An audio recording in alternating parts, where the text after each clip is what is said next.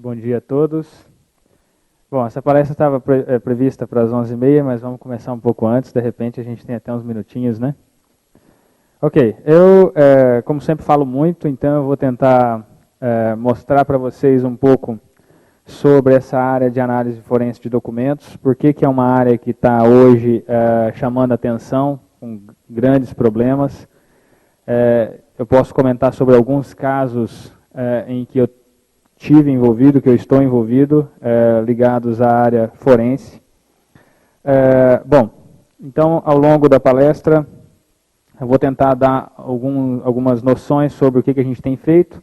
Eu procurei evitar um pouco de detalhes técnicos para a palestra ficar um pouco mais fluida, mas quem tiver curiosidade para conhecer mais esses detalhes matemáticos, podem me perguntar depois, me procurar depois, que eu posso indicar os ponteiros. Bom, só para começar, falando um pouco sobre alguns interesses de pesquisa que eu tenho, eles são ligados à visão computacional, basicamente. O que significa isso? Significa lidar com imagens e vídeos para extrair informações desses elementos, basicamente. Então, quando nós temos uma imagem ou vídeo e nós queremos interpretar esses elementos, normalmente o campo de pesquisas ligado à interpretação de imagens e vídeos é visão computacional. Eu trabalho bastante na área de multimídia forense, que é basicamente a interpretação de eventos ligados à imagem, vídeo e texto. Multiclassificação na área de inteligência artificial, problemas de classificação de padrões e biometria.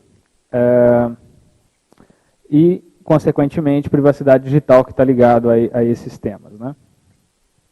Eu faço parte do laboratório Reasoning for Complex Data do Instituto de Computação, um laboratório novo, criado em 2009, basicamente é um laboratório de aprendizado de máquina e inteligência artificial.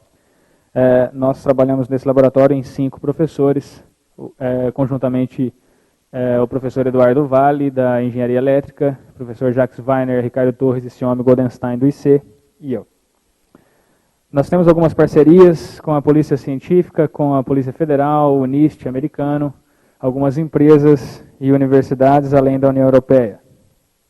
A motivação da palestra de hoje é que nós temos, hoje em dia, um acesso muito facilitado a mídias, a tecnologias.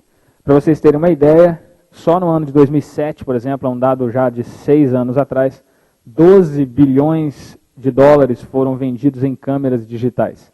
Mais ou menos 51 milhões de câmeras. E esse número hoje é muito, muito maior do que aquele ali mostrado, porque hoje praticamente todo celular é um smartphone, e esse smartphone tem 1 ou 2 câmeras, pelo menos. Com isso, a geração de conteúdo digital, ela explodiu. Nós temos hoje não só uma geração muito grande a partir de diversos sensores instalados em praticamente tudo que existe, mas também uma grande geração de conteúdo de imagens e vídeos. Basta ver o YouTube, que recebe a cada segundo praticamente 20 horas de vídeo. Então, com certeza, vocês já ouviram falar desse termo. Nós estamos vivendo um período conhecido como o período do Big Data. E esse período, essa era Big Data significa Big Problems, grandes problemas, grandes desafios. Um desses grandes desafios está ligado justamente a como avaliar esses dados para verificar a sua autenticidade, por exemplo, para descobrir coisas em relação a esses dados que nos permitam, por exemplo, descobrir se alguém está tentando fazer algo errado. Por exemplo, com a propagação do cloud, ficou muito comum você armazenar dados na internet. E você tem empresas fazendo isso, você tem indivíduos fazendo isso. Consequentemente, aquilo que antigamente era simplesmente uma rede de usuários, por exemplo, de pornografia infantil, em que um usuário conhecia o outro e eles entre si trocavam imagens, agora o negócio explodiu. Então, você tem redes de pornografia hoje que compartilham esses dados via cloud. Então, a operação financeira está setada no México, o servidor está na Europa, tem grupos de distribuidores no Brasil e tem clientes nos Estados Unidos. E como é que você vai fazer uma análise de dados para chegar nos indivíduos que estão fazendo isso? Os desafios são outros. E com esses desafios muito mais complexos, como que a gente pode desenvolver algoritmos e técnicas computacionais para ajudar no sentido de capturar esses indivíduos que fazem esse tipo de coisa. Então, nessa era do Big Data, nós temos terabytes, exabytes, petabytes de dados sendo gerados. A questão é como analisar tais dados. Então, diante de tantos fatos, como inferir algo, achar informações úteis, como validar esses dados, como autenticar. Imaginem, por exemplo, a situação do banco de dados de impressões digitais do Denatran. Basicamente, todo brasileiro hoje que vai tirar uma carteira de motorista tem que ter seus dados de impressão digital armazenados pelo Denatran. Imagine se alguém tiver acesso a esses dados. Se alguém conseguir uma porção dos dados biométricos que está lá dentro, o que pode acontecer? São muitos problemas. Então aqui tem um exemplo na parte de imagens, um bem simples, do O.J. Simpson, como que apenas uma pequena modificação em imagem pode nos trazer uma situação completamente diferente. A capa de revista da direita, da Newsweek, era uma imagem real dele, logo após ele ter sido preso, suspeito de ter assassinado a esposa. E a da esquerda foi modificada para dar uma ideia de que ele era muito mais perigoso do que aparentava. Então é a mesma foto, simplesmente com um pouco de tratamento de imagens para contraste. Essa, bem comum em mídia, revistas de moda. Faith Hill, por exemplo, conseguiu emagrecer alguns 20 quilos aí só com alguns cliques no Photoshop. Hoje de manhã descobriram aí um humano gigante, cabeça de alguns metros, né? Brincadeira. Essa foto aqui foi capa do Los Angeles Times alguns anos atrás, acho que foi 2004. Ela dá a impressão de que o soldado britânico ele está protegendo os iraquianos ali, e o iraquiano está olhando para ele com um olhar assim de esperança, como se os britânicos fossem salvadores. Na verdade, essa foto nunca existiu. Ela é uma montagem de um momento em que o soldado britânico estava com a mão estendida e o iraquiano estava olhando para outra direção, e de uma outra foto em que o iraquiano estava olhando para o soldado e o soldado nem estava olhando para ele. Obviamente, o repórter foi mandado embora. Nesse caso aqui, o Bush precisava dar uma apresentação para os soldados no Afeganistão, só que ele não tinha como ir lá. Então, o que a mídia fez? A mídia colocou o Bush dando a palestra, mas na verdade ele não deu a palestra. E aí descobriram depois que na verdade era uma montagem. Descobriram porque tinha muitos irmãos gêmeos na foto. Eles simplesmente pegaram os soldados e foram replicando para poder tampar. Aí ficou muito estranho, porque não tem tanto gêmeo assim no exército, né? Esse caso aqui, na eleição presidencial de 2008 nos Estados Unidos, a Sarah Palin, logo depois que ela foi escolhida para ser a candidata republicana como vice-presidente, fizeram montagens dela, com a intenção de denegrir a imagem dela. Esse está na moda agora com o Irã, Coreia do Norte e tal. Esse aqui aconteceu alguns anos atrás, o Irã estava fazendo alguns testes nucleares, só que os mísseis deles estavam falhando. Então, eles pegaram uns poucos que funcionaram e replicavam no Photoshop para poder assustar o mundo, dizendo que eles tinham mais testes. Por exemplo, nesse aqui, aquele terceiro míssil ali, ele falhou. Ele é simplesmente uma cópia do míssil da esquerda. Essa saiu na Folha de São Paulo, em 2009, da presidente Dilma. Tem gente que até hoje acredita que essa ficha é verdadeira. Independente de posição política, a pessoa tem que ser realista. Sendo realista, ao se analisar essa ficha, conclui-se claramente que é uma falsificação. Eu fui um dos indivíduos que fez a consultoria para Dilma nessa época para provar, verificar a autenticidade dessa ficha. Nós provamos, a Folha de São Paulo teve que se retratar com uma matéria na primeira folha, na capa, dizendo que era uma falsificação. E existem vários outros casos de falsificações digitais. Eu posso ficar aqui falando horas e horas sobre esses casos, alguns que chegam para a gente analisar. E tudo isso está inserido, então, nessa era da explosão de dados. E aí fica a pergunta, o que a gente pode fazer para tentar analisar esses dados quanto à sua autenticidade. Então, pensando nisso, eu organizei a palestra de hoje para dar uma visão geral para vocês sobre o que é essa área de computação forense, essa área de análise forense de documentos. Falar um pouco sobre a terminologia, o que a gente usa como termos, dois aspectos históricos de quando é que isso começou. Algumas técnicas que nós estamos desenvolvendo no Instituto de Computação. Hoje nós somos basicamente o único grupo da América Latina trabalhando com análise forense de documentos. Então nós temos muitas soluções sendo desenvolvidas agora. Eu escolhi 3 para falar um pouquinho sobre elas e no final eu coloquei mais umas 5 ou 6 que estão em desenvolvimento. E alguns desafios para a gente terminar a apresentação. Então, eu vou começar com a definição. O que é computação forense? É um campo multidisciplinar. Ele é basicamente o conjunto de todas as técnicas científicas que são voltadas para preservação, coleção, validação, identificação, análise, interpretação, documentação e apresentação de evidências derivadas de meios digitais, quaisquer que sejam, com a finalidade de facilitar ou permitir a reconstrução de eventos, usualmente de natureza criminal. Então, cada uma daquelas palavras-chave ali, preservação, coleção, validação, identificação, análise, interpretação, documentação e apresentação, contém algumas técnicas, contempla algumas técnicas que precisam ser desenvolvidas para que você consiga resolver aquelas etapas. Eu vou falar sobre algumas dessas etapas, por exemplo, sobre a coleção, sobre a validação e etc. Então vamos falar sobre a coleção. Uma tradução não muito adequada, mas na verdade a mais adequada seria coleta de evidências. Isso aqui é uma situação em que você tem um mandato judicial e você precisa fazer uma apreensão na casa de um indivíduo ou numa empresa e você vai fazer uma aquisição de dados lá. Então você vai coletar diversos arquivos. Se o indivíduo não formatou o disco, tudo bem, você vai ter terabytes e terabytes de dados para analisar depois. Se ele formatou o disco, ou apagou o disco, ou fez alguma coisa, você vai ter que recuperar primeiro esses dados apagados para depois analisá-los.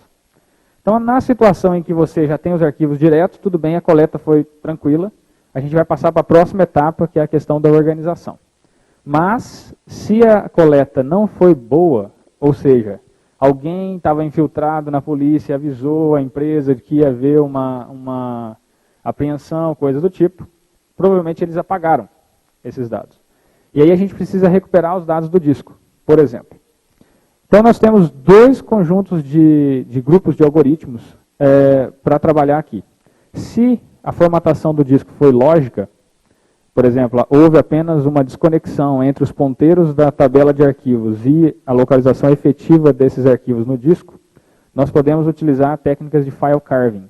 São técnicas de recuperação que vão tentar acessar a tabela de alocação de arquivos, e a partir dessa tabela de alocação de arquivos, vamos tentar encontrar os ponteiros para o início dos arquivos, e aí como cada arquivo aponta para a sequência dele no disco, a gente consegue recuperar esses arquivos. Só que, muitas vezes, a formatação é muito mais drástica do que simplesmente lógica. Então, às vezes, ela é mais complicada. Sendo mais complicada, todas as situações em que nós não conseguimos acessar essa tabela de arquivos. Ou seja, eu não sei o tamanho do arquivo, nem o ponteiro inicial. Então, o que eu tenho que fazer? Tenho que fazer um scan no disco inteiro e encontrar peças de arquivo, como se fosse um quebra-cabeça. Então, imagine uma imagem. Não sei o tamanho da imagem, não sei o formato.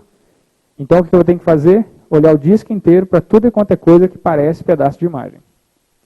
Aí eu vou ter milhares e milhares de pedaços de imagem. Agora eu tenho que montar essas imagens como se fosse um quebra-cabeça. Então, no conjunto de técnicas de Smart File Carving, eu preciso utilizar técnicas de aprendizado de máquina, de inteligência artificial, de visão computacional, para montar esses arquivos de volta.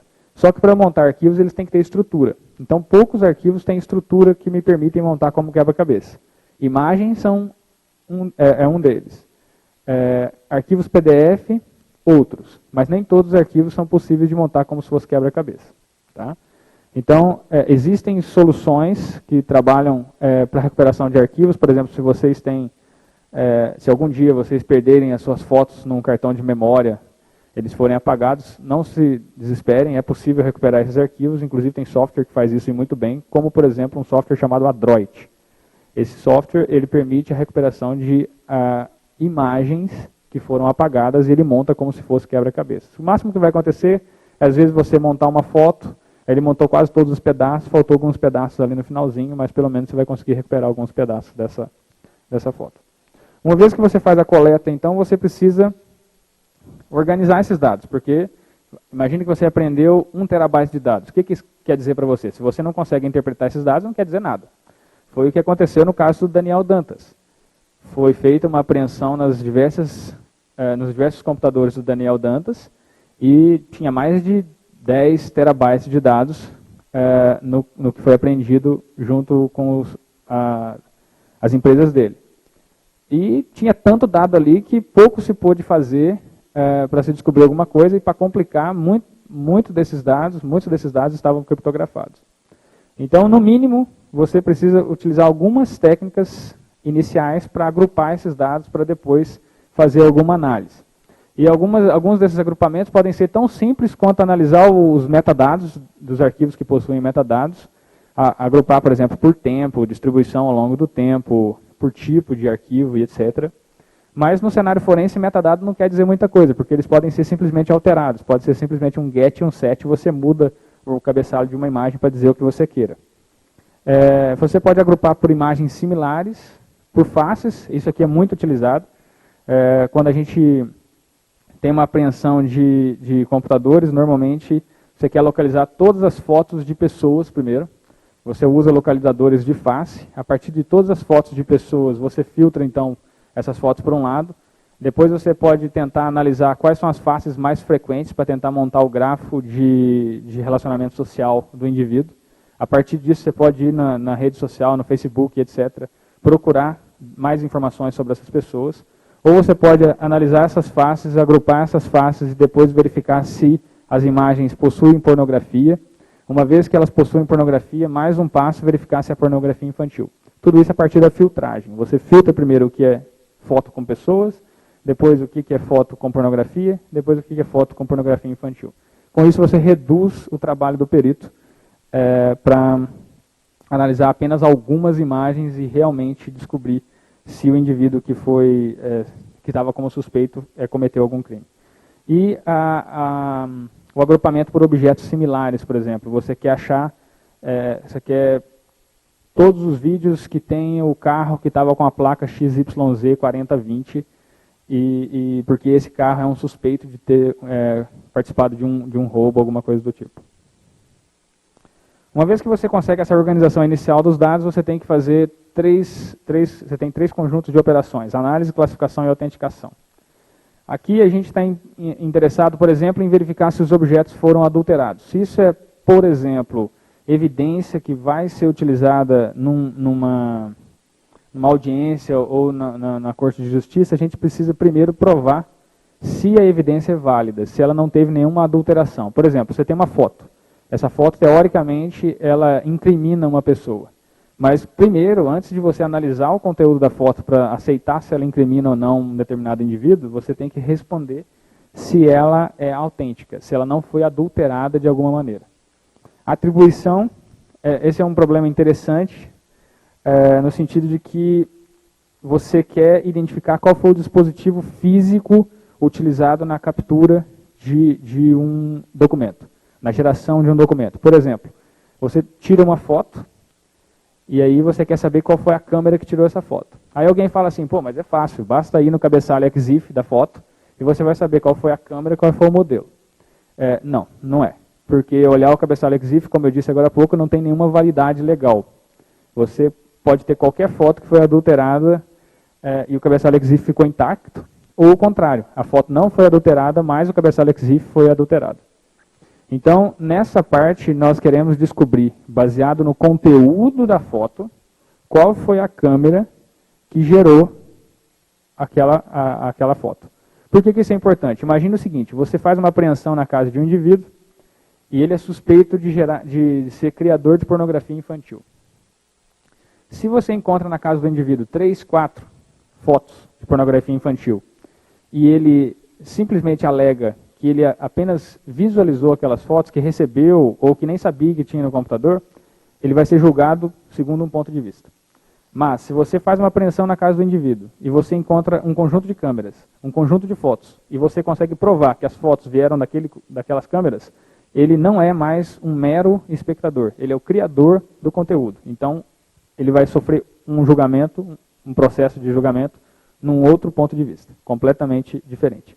A mesma coisa para documentos impressos. Nós estamos desenvolvendo pesquisa agora para descobrir qual foi a impressora, o modelo mesmo da impressora, que imprimiu um documento, dado o documento impresso. Então, você me dá um documento e eu tenho que dizer qual foi a impressora que imprimiu esse documento.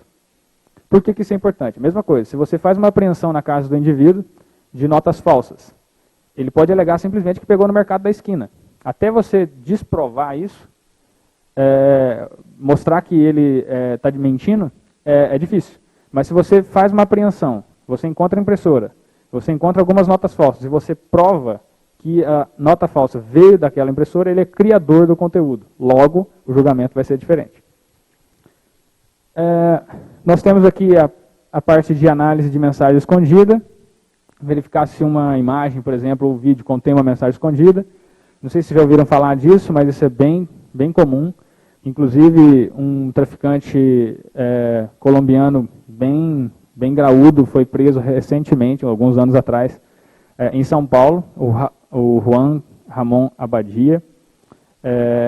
Prenderam no computador dele diversas imagens e o pessoal ficou desconfiado justamente porque essas imagens eram estranhas, eram todas da Hello Kitty. E aí o pessoal ficou imaginando, pô, mas o maior traficante da América Latina, com 300 imagens da Hello Kitty no notebook dele, alguma coisa está errada em relação a essas imagens. E foram analisar essas imagens e descobriram que elas tinham mensagens escondidas. E as mensagens eram arquivos MP3 com ordens para assassinatos e sequestros e atividades do grupo que ele comandava. Essas imagens foram analisadas em parceria pela Polícia Federal e pelo FBI, e só foi possível, nesse caso, recuperar os arquivos MP3 escondidos porque ele esqueceu no notebook o software utilizado para esconder as mensagens. Então, nesse caso, ele foi duplamente descuidado. Ele esqueceu as imagens e o software. Mas a pergunta que fica é, o que a gente pode fazer quando a gente só tem as imagens? A gente consegue dizer se ela tem alguma mensagem escondida? Sim, é possível. Recuperar a mensagem escondida ainda é bem difícil. Mas dizer se tem alguma coisa escondida já é factível. Inclusive, a gente tem algoritmos desenvolvidos aqui na Unicamp que fazem isso, inclusive patentes a respeito. Na parte de filogenia, é um campo de pesquisa completamente novo. A gente criou esse campo em 2009, a partir do problema da Dilma, que foi o seguinte: a partir do momento que a Folha de São Paulo divulgou na primeira capa a ficha policial da Dilma, dizendo que ela era uma criminosa durante o governo militar, a gente tinha duas perguntas para serem respondidas. Primeiro, se a ficha era autêntica ou não. Se a ficha não era autêntica, se a ficha foi fabricada, se a ficha tivesse sido fabricada, nós teríamos respondido a primeira pergunta, a Folha teria que se retratar. Mas, nós aí tínhamos uma segunda pergunta. Ok, foi fabricada, mas quem que fabricou? Quem criou esse documento? O grande problema é que, baseado na ficha, como é que você vai responder quem criou o documento? Então, o problema é que, assim que se criou esse documento, ele foi parar na internet e, imediatamente, aquela ficha virou centenas. E aí você tinha diversas versões dessa ficha, uma maior, outra menor, pequena rotação para a direita, para a esquerda, formato JPEG, formato PNG, formato TIFF, alguém que comprimiu ela um pouco mais, um pouco menos, colocou brilho, diminuiu o brilho, aumentou o contraste, etc. Então, centenas de imagens, todas da ficha, estavam disponíveis na internet. E vocês até hoje podem digitar no Google ficha Dilma, que vocês vão ver zilhões dessas cópias. Inclusive começaram a aparecer de outros políticos, na mesma ficha. Zé Serra, Geraldo Alckmin e etc. Aí a pergunta é, como é que a gente faz para analisar quem é ou quais são os grupos responsáveis por criar essa ficha? E aí a gente pegou e falou o seguinte, bom, se a ficha é um documento original e os outros todos são modificações desse documento, nós temos aqui um problema de filogenia, em que um documento gera um filho, esse filho pode gerar outros filhos, netos, bisnetos, etc. Você vai tendo uma árvore de evolução ao longo do tempo. A pergunta agora é como é que eu consigo relacionar esses documentos para achar essa evolução? E foi aí que a gente propôs algoritmos de filogenia para descobrir, baseado em imagens, pelo conteúdo da imagem, qual imagem gerava outra. A gente fez isso porque cada modificação feita numa imagem, seja no Photoshop ou qualquer programa de processamento de imagem, ele insere artefatos na imagem que estão estatisticamente detectáveis. Então, se você pegar uma foto e der uma rotação de 0,1 grau nela, é possível descobrir que houve uma modificação nessa foto. Se você pegar uma foto e simplesmente abrir, diminuir o tamanho dela e salvar, é possível mostrar que ela sofreu uma transformação. Se você me der um par de fotos, uma veio da outra, uma é uma rotação da outra, por exemplo, eu consigo dizer que houve ali uma transformação de uma para outra, quem que é mãe, quem que é filha. Fazendo isso com um conjunto de imagens, a gente consegue então dizer quem que gerou quem e montar essa árvore de evolução. Por que que é importante? Imagina um indivíduo que cria uma imagem de pornografia infantil e divulga na internet. Essa imagem de pornografia infantil rapidamente é copiada, replicada, e agora a gente quer saber não só a cadeia dos indivíduos que utilizaram essas fotos, todo mundo que fez a alteração precisa ser identificado, mas também a raiz, quem foi o indivíduo que criou o primeiro documento. Então, é importante esse tipo de problema, só que não dá para resolver ele sozinho. Então, uma vez que a gente identifica essa cadeia de evolução, a gente precisa associar as informações textuais nos sites, nos blogs, IPs e etc., para casar de onde eu tirei cada foto, para que, uma vez que eu descubra que essa foto veio desse blog, eu consiga dizer qual é o IP desse blog e associar pelo IP quem é o dono daquele blog, etc., para chegar no indivíduo que criou a raiz.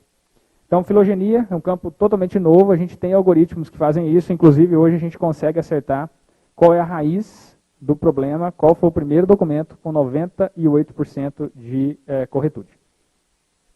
E spoofing é quando você tem um sistema de biometria e você tenta enganar esse sistema para entrar no sistema. Então você tem, por exemplo, algum tempo atrás um colega meu comprou um notebook e ele chegou para mim todo feliz, não, comprei um notebook de última tecnologia, e você nem precisa digitar senha. Você chega nele, ele só deixa você entrar se ele reconhecer a sua face. Aí eu falei, não, beleza, bonito. Me empresta o notebook aqui. Aí peguei o notebook dele, tirei uma foto dele, falei, então ele só deixa entrar se reconhecer a sua face. Peguei, tirei a foto, mostrei para a câmera do notebook, com um smartphone, ele simplesmente me deixou entrar. Por quê? É um ataque de spoofing. Um sistema de reconhecimento de face, ele vai aceitar o quê? Face. Se você pegar a face da pessoa e mostrar para o sistema, ele vai permitir. Aí, um tempo depois, atualização do sistema. Beleza, agora já não aceita mais o ataque com uma foto do indivíduo. O sistema foi atualizado, ele agora só aceita quando ele consegue verificar que a pessoa está piscando, movimentando a cabeça, etc. Ótimo. Vem cá. Você tira, faz um videozinho da pessoa, ela está piscando, está mexendo a cabeça, mostra o videozinho para o sistema, você vai entrar no sistema. E aí a pergunta que fica é, como é que eu evito esse tipo de coisa? É detecção de spoofing. É detecção de ataque ao sistema de biometria. Então a gente também tem algoritmos sendo desenvolvidos nessa linha, a gente inclusive participou de um desafio mundial 2 anos atrás, nós ficamos em segundo lugar, de 120 ataques de spoofing, a gente só errou 1, a gente acertou 119, com isso a gente ficou em segundo. E tem também spoofing em qualquer tipo de biometria, por exemplo, em impressão digital. Eu dou uma matéria na pós-graduação do IC, análise forense, de documentos, em que eu mostro como é que você faz com impressão digital. Como que você pega uma impressão digital de uma pessoa, escaneia, passa para o computador, do computador você imprime ela no papel, invertida. Uma vez que ela está invertida, você pega no supermercado uma dessas gelatinas, aquelas de filete, você pega essa impressão que está no papel, coloca no filete, enrola no seu dedo, você entra em 7 de cada 10 scanners de biometria que tem por aí. Esses de escola para tirar carteira de motorista, Unimed, etc., são os mais tranquilos, com certeza você vai passar. Por quê? Porque eles não estão naquele tipo de sensor preocupados em verificar se a pessoa que está ali tem um dedo verdadeiro, uma impressão digital verdadeira, ou se está utilizando uma impressão falsa, um spoofing. E vocês devem ter visto algumas semanas atrás aí uma médica de uma cidade aqui de São Paulo, ela estava com 6 dedos falsos para validar os médicos colegas dela para dizer que eles estavam trabalhando. Para evitar esse tipo de coisa, nós precisamos identificar o spoofing, identificar se o indivíduo está ali verdadeiramente ou não, um ataque de spoofing tem que ser detectado com algoritmos para esse tipo. Bom, então eu mostrei para vocês o pipeline geral, comentei alguns casos. Na atribuição, por exemplo, verificação de qual foi o dispositivo eletrônico que capturou um documento, nós temos, por exemplo, verificar qual foi a câmera, o scanner, a filmadora, se a imagem é sintética ou gerada em computador, se ela é gerada em computador ou ela é natural. Isso aqui é importante, por exemplo, porque nos Estados Unidos existe uma lei que diz que se o indivíduo tira foto de uma criança nua em ato sexual, pornografia infantil, isso é crime. Mas, se ele tem uma situação do tipo hentai, ou se ele gera em computador a mesma coisa, não é crime. Então, o que o pessoal está fazendo? Eles fotografam crianças em atos sexuais e depois alteram no computador para parecer que foi gerado em computador. E aí, quando eles são processados, eles alegam e mostram o software. Não, isso aqui foi totalmente gerado em computador, não houve captura. E aí a pergunta é, ok, mas houve captura em algum momento? Isso aqui foi foto? Isso aqui é foto ou é gerado em computador?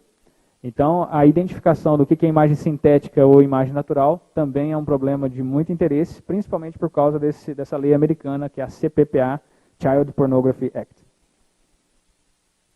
E aí vem a pergunta. Dentro da computação forense, então, tem essa subdisciplina chamada análise forense de documentos, que é o campo de pesquisas, então, que tem basicamente 3 objetivos em relação a documentos eletrônicos. Primeiro, descobrir qual foi a origem do documento, qual foi o dispositivo gerador. Segundo, verificar se ele é autêntico ou se foi manipulado de alguma forma. E terceiro, reconstruir eventos de manipulação. No caso da filogenia, o que houve ao longo do tempo? Quem que fez o quê? Tá? Então, aqui algumas ilustrações, só para vocês guardarem. Na identificação do real e do verdadeiro, do autêntico e do adulterado, basicamente a gente quer encontrar uma fronteira de separação para esse tipo de documento. Na detecção de mensagem escondida, basicamente, nós temos uma imagem de entrada, um outro documento qualquer é adicionado nessa imagem de entrada e a saída visualmente é a mesma, mas a gente precisa identificar o conteúdo escondido. A identificação de imagens geradas em computador, nesse caso aqui eu tenho 6 montagens, 6 fotos. A pergunta é, quais foram geradas em computador e quais são naturais? Aí, um exercíciozinho para vocês. Alguém chuta aí, por exemplo, qual foi gerado em computador? Quase todo mundo alega que são essas 3 de cá, geradas em computador. Mas, na verdade, essas 3 são geradas em computador. Ups. As 3 de lá são geradas em computador, as 3 de cá são fotografias. Então não é um processo simples olhar e identificar se foi gerado em computador ou não. Tem um desafio na internet que chama Faker Photo, vocês podem brincar depois, são 12 fotos, 12 imagens de cada vez, para você conseguir dizer se aquilo lá é uma foto ou gerado em computador. Normalmente a gente acerta de 6 a 7 de cada 12. O algoritmo que a gente tem hoje está acertando 10 de cada 12. O problema de identificação de origem é basicamente dado um conjunto de fotos, eu quero descobrir o dispositivo que gerou, e aí vale para scanner, para dispositivos de forma geral, para impressoras. Na filogenia eu quero então encontrar o documento original que está lá no centro daquela representação e toda a evolução dele ao longo do tempo. Bom, só que isso não começou de agora. Hoje nós temos essa explosão de dados, temos essa análise toda que temos que fazer para verificar a autenticidade, mas falsificação em imagens, por exemplo, começou pouco tempo depois que a fotografia foi inventada. Já em 1857, algumas composições já eram criadas. Essa aqui, por exemplo, Two Ways of Life, do Oscar Hyland, é uma composição de 30 fotografias. Essa aqui ganhou o prêmio de 2006 como melhor fotografia, depois teve que ser retirado a premiação, porque descobriu-se 2 anos depois que, na verdade, a foto nunca existiu. Era uma composição do momento em que os antílopes passavam com uma outra foto em que o trem passava. Esse aqui foi o caso da presidente Dilma, que eu analisei, que eu comentei com vocês. A gente descobriu que a ficha era falsificada por diversos motivos. Um deles é que a gente mostrou, a gente aprendeu, desenvolveu um algoritmo que aprendeu qual é o comportamento de diversas fichas da mesma época. A gente foi lá em São Paulo no arquivo, coletou diversas fichas verdadeiras e descobrimos qual era o padrão de envelhecimento ao longo do tempo dessas fichas, como é que variava as letras que eram datilografadas. A gente aprendeu esse padrão estatístico e ao comparar com o da ficha, a gente mostrou que o da ficha não variava nada. Qual é o dispositivo eletrônico que permite, qual é o dispositivo que permite você ter uma datilografia numa folha de papel e que não há variação nenhuma? No mínimo, só a impressora laser, que não existia nos anos 60, pelo menos por aqui. E a gente descobriu que a ficha tinha letras com variabilidade zero, ou próximo de zero, e isso só era possível se você tivesse feito em computador. E a gente descobriu que foi feito no computador, no Photoshop, e inclusive descobrimos que a fonte era Courrier New.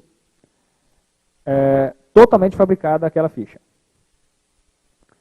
Bom, duas questões importantes no cenário forense digital que a gente trabalha com documentos é que a gente tem que fazer uma análise passiva e cega e sem watermarking. O que quer dizer isso?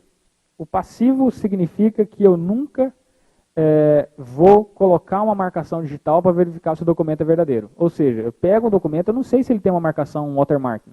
Então eu tenho que verificar se ele é autêntico ou não, sem qualquer marcação, tem que analisar o conteúdo. E ele é cego, porque eu nunca vou ter o original para comparar. Se eu tiver um original para comparar, o problema é fácil, é só subtrair os dois e verificar onde foi modificado. Tá?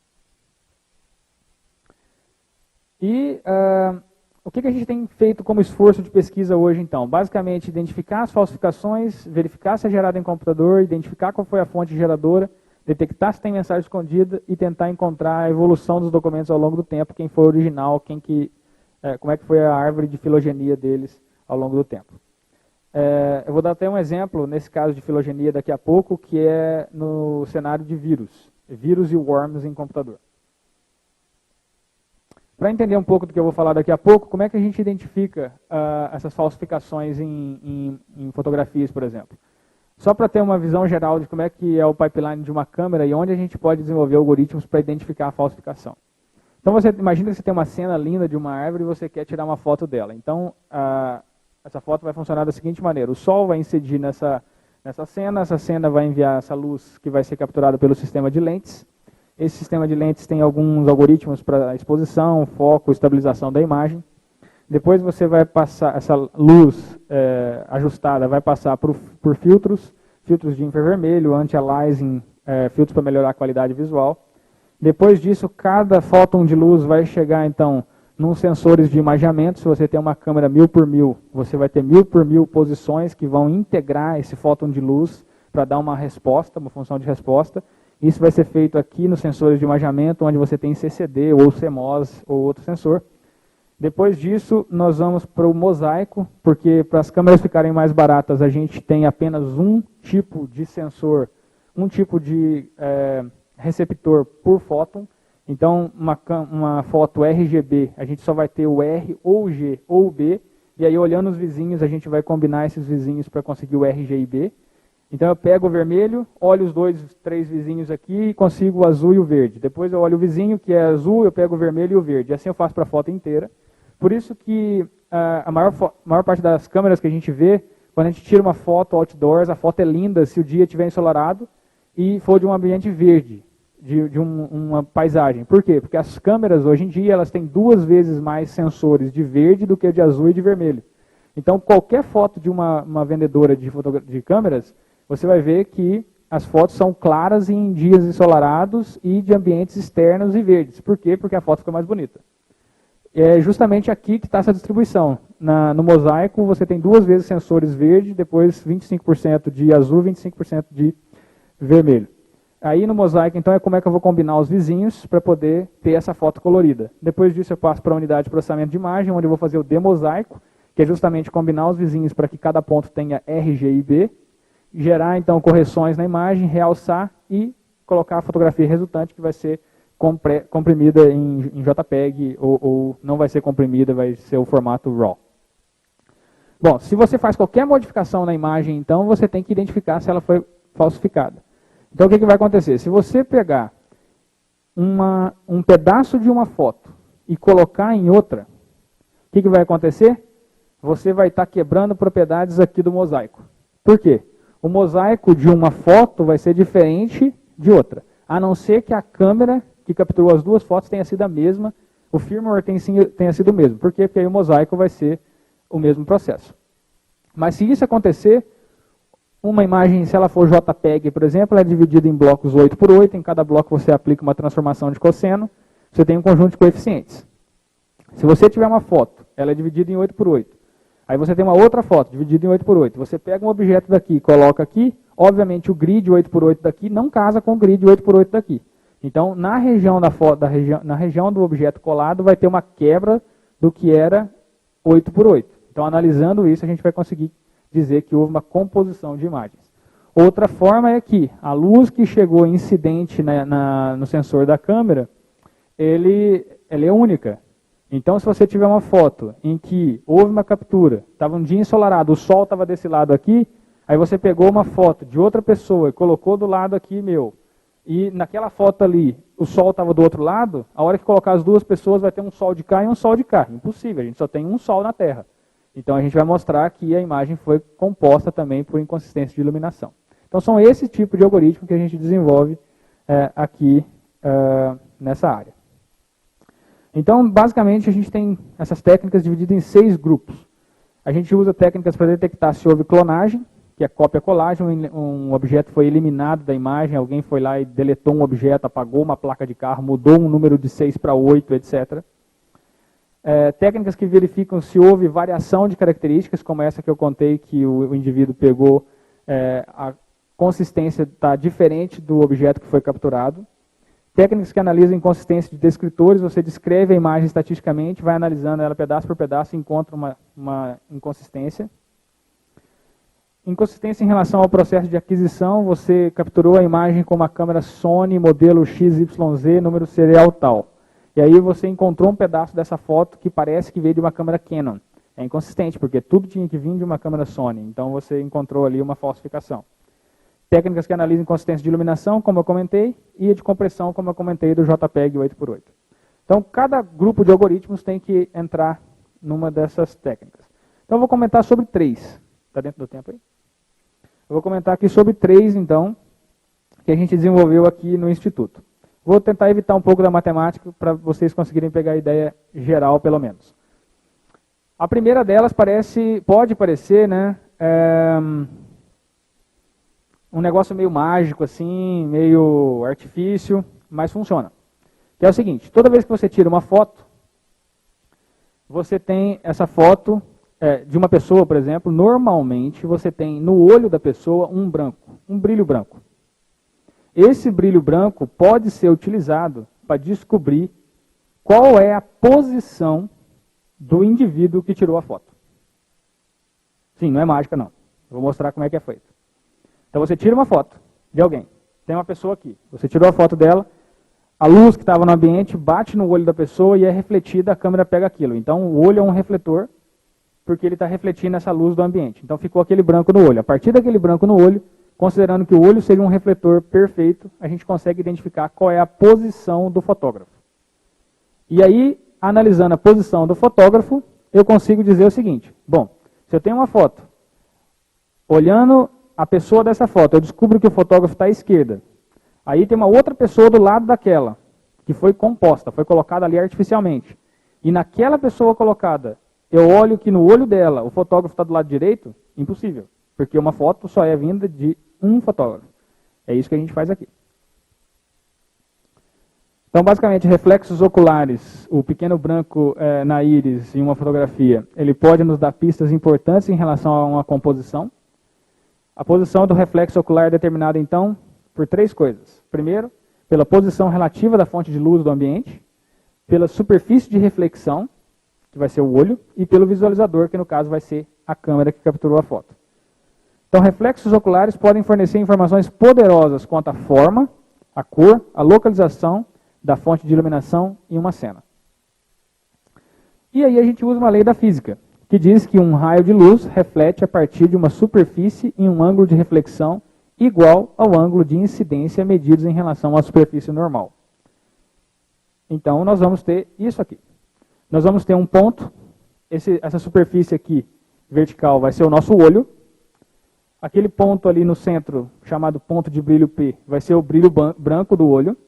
Então vai ter um fóton de luz que vai vir, vai incidir nesse ponto P e vai ser refletido no mesmo ângulo em que ele chegou. Então o que a gente precisa fazer? Dado a localização do olho, analisar qual é o ângulo de incidência da luz para gerar o branco do olho, calcular a normal em relação ao olho, que é 90 graus em relação ao olho, e com isso achar o ângulo de reflexão e apontar em que direção estava o fotógrafo.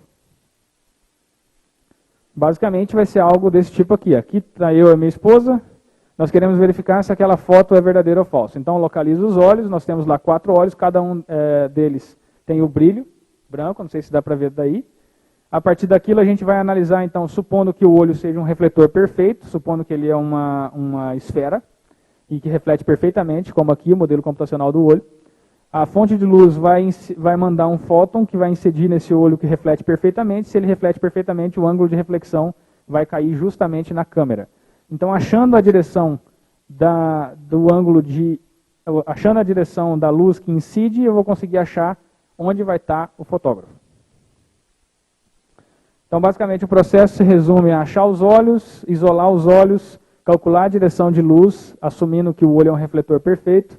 Depois, calcular a posição de luz no ambiente, para cada olho, qual é a direção que está sendo incidida nele, e tomar a decisão quanto à falsificação ou não. Para a gente calcular esses passos aqui, nós temos subpassos. Primeiro, a gente descobre a calibração da câmera, a direção do observador, calcula aquela normal à superfície, calcula a direção da luz, localiza a fonte de luz, que é quem está iluminando, onde está na foto, calcula o erro angular, que é para cada olho agora, se ele é consistente com a luz que eu estimei para iluminar a foto, verifica os erros e aplica um teste para verificar se é correta a localização que eu fiz. Aqui está a matemática, que eu vou pular um pouco, vou mostrar um exemplo aqui. Nesse caso aqui, meu aluno de doutorado, Thiago, tem uma composição dele com a namorada dele, só que são fotos diferentes, um colocado do lado do outro, dificilmente você vai falar que foi composto, parece que estão um do lado do outro mesmo. Nesse caso aqui a iluminação também não ajuda muito, porque parece que a fonte de iluminação dos dois está aqui, mais ou menos. Então nesse caso a gente teria que utilizar um método como o nosso, a gente localiza os olhos, pela localização dos olhos achamos a iluminação da cena e verificamos que a luz incidente no olho dela está naquela direção amarela e está refletindo naquela direção amarela, então o fotógrafo que tirou a foto dela estava daquele lado, e o fotógrafo que tirou a foto do Thiago estava desse lado, então como é impossível você ter 2 fotógrafos para fazer a mesma foto, a foto é composta. Nesse caso aqui, é um outro algoritmo que a gente desenvolveu no Instituto, que é o caso da Dilma que eu comentei, da filogenia. Quando você digita ficha Dilma no Google, então, como eu comentei, você tem diversas fichas, cada uma delas um pouco diferente. Algumas delas até engraçada, por exemplo, a da Dilma com a Cuca, do Zé Serra aqui nessa ficha. Aí a gente queria saber como é que essa ficha evoluiu ao longo do tempo, quem era o original, qual é a raiz, aquele que foi publicado primeiro. Nesse caso aqui no Bing, 3.180 documentos, a maior parte deles todos dessa ficha.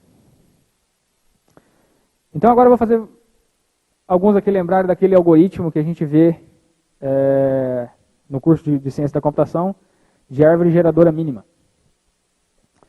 Então, a gente tem que imagens são copiadas e várias versões delas aparecem ao longo do tempo, algumas reamostradas com correções de cor, recompressão, rotação e etc. São sempre uma imagem vai gerando filhas e filhas e filhas, essas filhas geram netas, bisnetas. Então, você tem toda uma evolução desses documentos ao longo do tempo.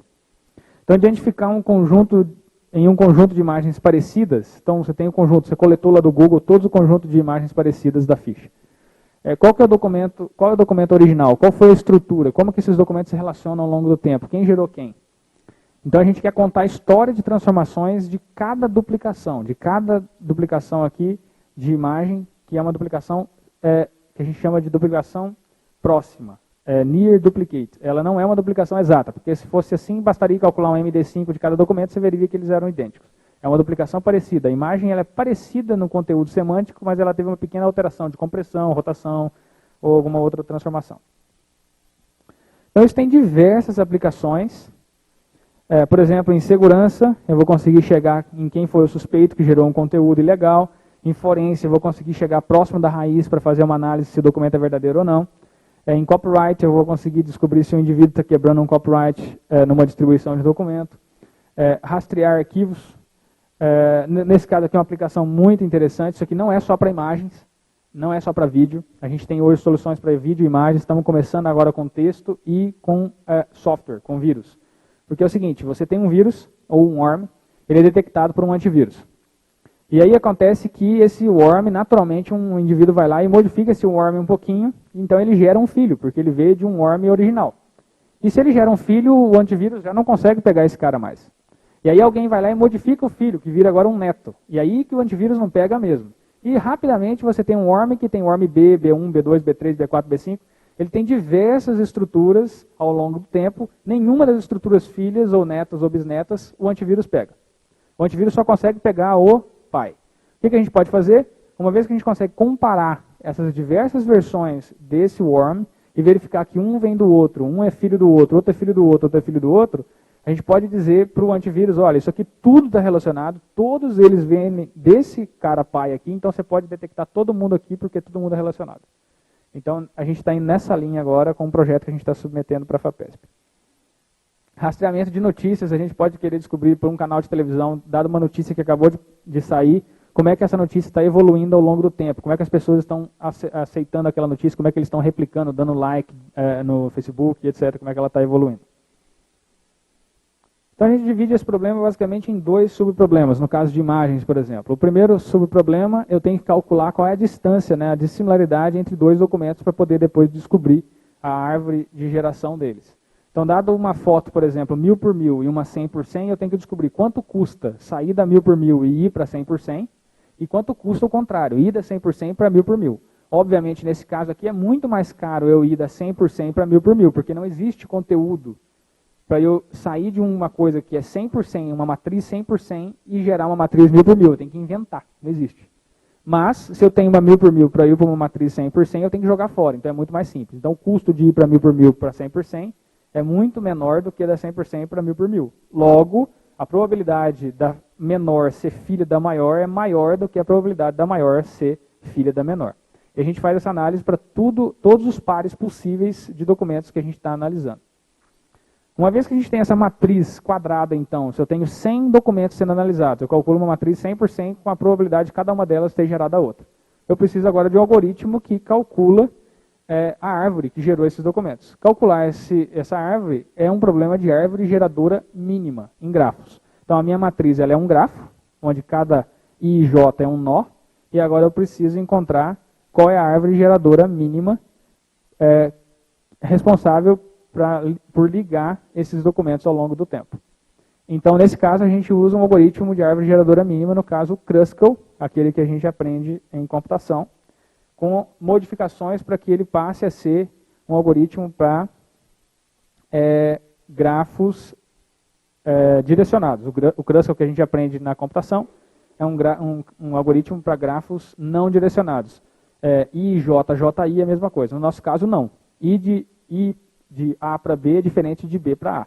Então a gente estendeu o algoritmo para funcionar para grafos direcionados. A gente, então, no processo de calcular essa matriz, a gente tem que encontrar todas as transformações possíveis que permitam que uma imagem I gere uma imagem J. Então, é um problema de minimização, em que eu tenho que descobrir qual é o custo de I para J. Então, é a diferença entre a imagem I e a imagem J, a diferença da imagem J com a imagem I, dado que eu aplico um conjunto de transformações na imagem I para ela ir para o domínio de J.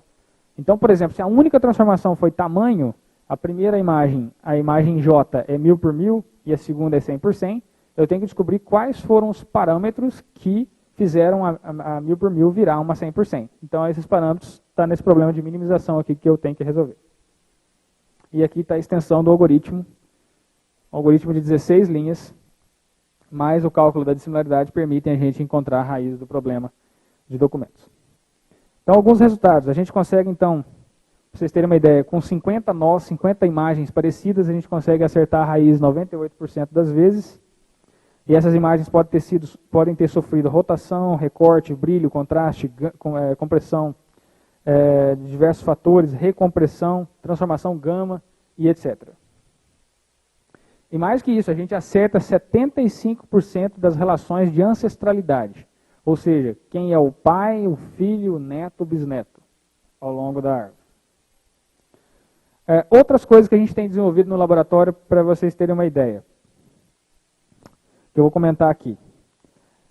Análise de marca de sapato, numa cena de crime, o indivíduo vai, ele pisa na cena do crime, ele deixa uma marca, a gente reconstrói tridimensionalmente essa marca de sapato para comparar com um suspeito que foi preso depois e comparar se o sapato que estava com ele é daquele que foi visto na cena do crime. Isso porque a maior parte dos suspeitos, a maior parte dos criminosos não são inteligentes, eles não trocam de roupa depois que cometem um crime, eles não trocam de sapatos depois que cometem um crime. Isso é incrível. Tem vários casos de assalto a shopping que o cara estava com a blusa vermelha, ele assaltou o shopping, passou por todas as câmeras do shopping, não jogou a blusa dele fora, facilitando todo o processo de rastreamento. Medição de objetos em fotografia, atribuição de fontes, identificação de ataques ao sistema biométrico, como eu comentei com vocês, detecção de composição em imagens de pessoas. Então aqui é o que a gente faz, por exemplo, para a marca de sapato. Tem lá uma cena, uma marca de sapato que aconteceu, a gente reconstrói tridimensionalmente, aqui está o modelo 3D reconstruído, e aí depois a gente pega o sapato, reconstrói a sola dele tridimensionalmente e tenta casar com essa marca aqui para verificar se realmente o indivíduo estava ali. Isso aqui é para medição de altura de objetos, isso aqui pode ser importante para identificação de propriedades em relação ao suspeito, altura do suspeito, características e etc. Isso aqui é o problema para identificação de qual foi a câmera que gerou a foto, um mestrado de um aluno meu que defendeu recentemente.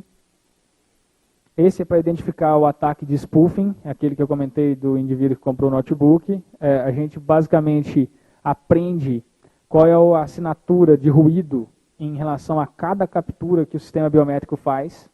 Com essa assinatura de ruído, nós calculamos o espectro de Fourier dessa assinatura de ruído, porque cada foto, cada vídeo, intrinsecamente no processo de captura, ele deixa um ruído único. E esse ruído, então, é o que a gente analisa ali, calcula o Fourier desse ruído, com isso a gente tem uma assinatura por cada frame do vídeo capturado pelo sistema biométrico. A gente resume isso tudo montando uma foto. A gente resume o vídeo montando uma foto que a gente chama de ritmo visual. E esse ritmo visual, que é a foto de todos os momentos importantes do vídeo, a gente analisa com algoritmos de aprendizado de máquina e consegue dizer se ali tinha um ataque ou não. Esse aqui é um caso de cópia-colagem. Por exemplo, o indivíduo ele duplica uma placa de carro, ele apaga um objeto da imagem, mas para ele apagar um objeto da imagem, ele tem que usar propriedades da imagem para colocar no outro lugar. Você imagina que você tem uma foto aqui e você quer eliminar aqui um suspeito. Você quer apagar ele. Para você apagar esse indivíduo, você tem que usar pixels vizinhos para apagar esse cara. Mas se você usa pixels vizinhos, você está fazendo uma cópia-colagem aqui. Se a gente faz essa cópia-colagem, visualmente a gente pode não ver nada, mas estatisticamente a gente pode. Essa aqui foi uma técnica desenvolvida por um aluno de mestrado meu que já terminou também. Ele consegue, como vocês veem lá em cima, apontar qual é o casamento das regiões coladas e no final mostrar o mapa original e para onde foram parar aqueles pixels. E aqui tem uma técnica recentemente desenvolvida por meu aluno Thiago, de doutorado. Aqui são todas composições, e aí a pergunta é como é que eu verifico se essas imagens são verdadeiras. Então a gente analisa a face das pessoas e como é que a face reflete a luz. Então a nossa face ela reflete luz, e ela reflete luz de uma maneira muito única. Então, o ajuste de iluminação, quando alguém faz uma composição de fotografia, é muito difícil. Como eu comentei, você tem uma foto aqui e outra aqui. Dificilmente a condição de iluminação nas duas fotos vai ser idêntica. Então, quando o cara montar uma composição, ele vai precisar casar a condição de iluminação da imagem que está recebendo a outra, para elas serem compostas, as duas vão ter que ter a mesma condição. Isso é difícil, mas quando o cara consegue, ele ainda deixa alguns artefatos que a gente pode analisar.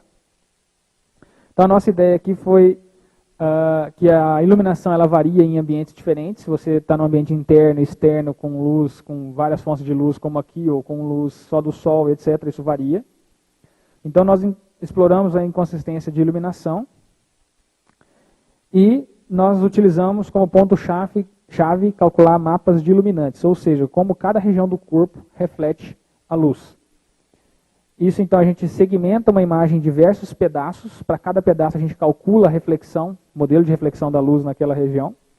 Fazemos uma estimativa, então, da cor do iluminante em cada região. E todos os pixels em uma região vão seguir aquele modelo de cor. E a gente calcula 2 mapas de iluminação. Um que é a resposta à intensidade da luz, que é o mapa de cinza. E o outro em resposta à cromaticidade, a cor. E aí a gente tem uma situação bem interessante como essa aqui. Não sei se dá para visualizar aí, mas posso disponibilizar o PDF depois. Essa é uma montagem. Se eu estivesse utilizando apenas a direção da luz, eu não conseguiria resolver o problema, porque todo mundo ali parece estar iluminado pela luz na mesma direção, do lado de lá. Mas, com essa técnica que a gente desenvolveu aqui, a gente consegue dizer que o indivíduo da esquerda e o indivíduo da direita têm a mesma distribuição de resposta à luz. A pele deles tem a mesma resposta à luz, porque eles dois estão com o rosto avermelhado. E o indivíduo do meio, que foi o indivíduo que foi colado ali, ele tem um comportamento completamente diferente. Só que olhar isso aqui não é tão trivial, então a gente, além de desenvolver esse mapa aqui, a gente desenvolve um algoritmo de aprendizado de máquina que automaticamente, ao olhar uma foto dessa aqui, ele aponta isso aqui é uma falsificação. Bom, para finalizar, eu espero ter passado para vocês um pouco daquilo que a gente tem desenvolvido aqui no Instituto de Computação. Como eu comentei, nós somos hoje basicamente o único grupo que faz análise forense de documentos na América Latina. E nós temos procurado desenvolver soluções em parceria com a Polícia Federal e com instituições, universidades, etc., de fora também. Nós temos grandes desafios nessa área, vários problemas que precisam ser tratados.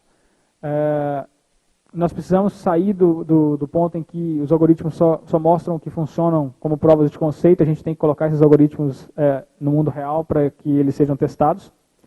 Precisamos discutir aspectos de robustez para cada algoritmo desenvolvido, quais são os ataques possíveis que ele pode sofrer para melhorar esses algoritmos ainda mais. E eu posso dizer que essa área de análise forense de documentos está apenas no início. Diversos e fascinantes problemas estão em aberto e podem ser abordados e resolvidos. Técnicas contra-forenses são positivas para a evolução da área. Então, por exemplo, se eu desenvolvo um algoritmo para identificar um ataque no sistema de biometria, alguém vai lá e desenvolve um algoritmo para evitar que eu detecte. Então eu tenho que melhorar meu algoritmo para que ele detecte o contra-ataque que o cara está fazendo. Então isso é importante para a evolução, mas isso faz com que essa área seja toda um jogo de guerra, né? Um arms race, em que um indivíduo A desenvolve um bom algoritmo, o B desenvolve um contra-algoritmo e assim vão os dois escalando até que tenha um melhor algoritmo. Com certeza é uma área multidisciplinar, porque nós exploramos propriedades físicas de equipamentos de captura, de suas propriedades estatísticas, áreas de mineração, indexação, clusterização e resumo de dados, que está ligado à área de banco de dados, análise de padrões, aprendizado de máquina e heurísticas, que está ligado à inteligência artificial, processamento de imagens e de vídeo, ligado à visão computacional, teoria da computação, para desenvolvermos algoritmos rápidos e eficientes, porque se eu estou falando em Big Data, eu tenho que fazer isso tudo de forma muito, muito, muito rápida.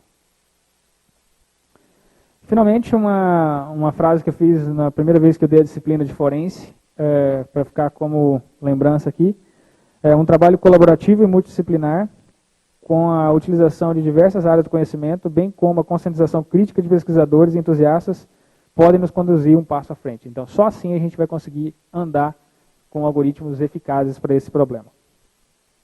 Gostaria finalmente de agradecer aos meus alunos. Tudo isso aqui só é possível graças aos alunos que trabalham comigo e aos colaboradores, a FAPESP, a CAPES, CNPq e a organização do evento pela oportunidade de falar com vocês aqui hoje.